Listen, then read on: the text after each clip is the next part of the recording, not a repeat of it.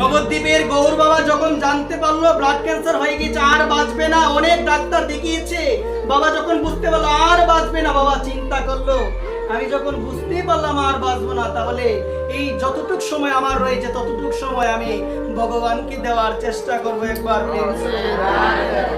চলে গেল বৃন্দাবনে। কোথায় চলে গেল বাবা? গৌর বাবা চলে গেল বৃন্দাবনে। সে মনে মনে ভাবলো আমি তো আর বাঁচবই না, ডাক্তার বলে দিয়েছে, বিদেশি ডাক্তার বলে দিয়েছে আমি আর বাঁচবো না বেশিক্ষণ, আমি আর বেশিক্ষণ বাঁচবো না।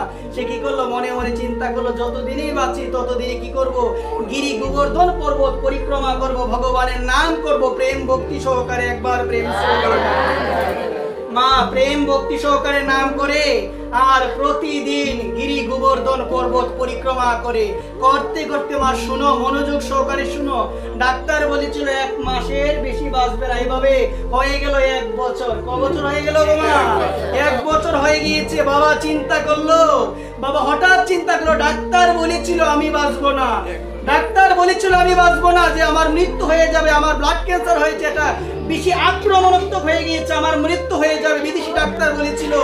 যখন বলেছিল বাবা গিয়েছিল বৃন্দাবনে পরিক্রমা দিয়ে নাম করে, নাম স্মরণ করে, বাবার মৃত্যু হয় না। কিন্তু আজকে 1 বছর হয়ে গেল কোনো কিছু হয় না।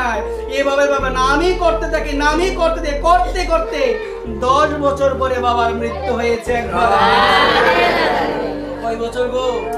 10 বছর। আরেকদিকে আরেকজন বাবাজি আছে, যার নাম হলো প্রেমানন্দ দাস বাবাজি মহারাজ। আরো 22 বছর আগে কিডনি সমস্যা হয়েছিল, ডাক্তার বলেছিল মাত্র 2 বছর বাঁচবে। কয় বছর গো?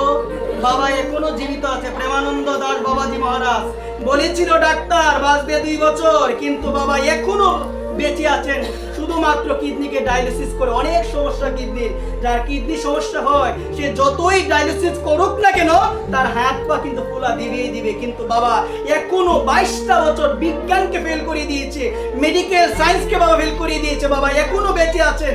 বাবাকে অনেকে কিডনি ডোনেট করতে চায়, দান করতে চায়, ডোনেট করতে চায়, কিন্তু বাবা বলে আমি কারো কিডনি নিব না, আমার একটা কিডনি হলো রাধা আর একটা কিডনি হলো কৃষ্ণ। একবার বাবা এখনো বেঁচে আছে, বাবা এখনো বেঁচে আছে আমাদের মতো অধপতিত জীবদের কৃপা করার জন্য, আমাদের মতো পাপিষ্ঠ জীবদের দয়া করার জন্য।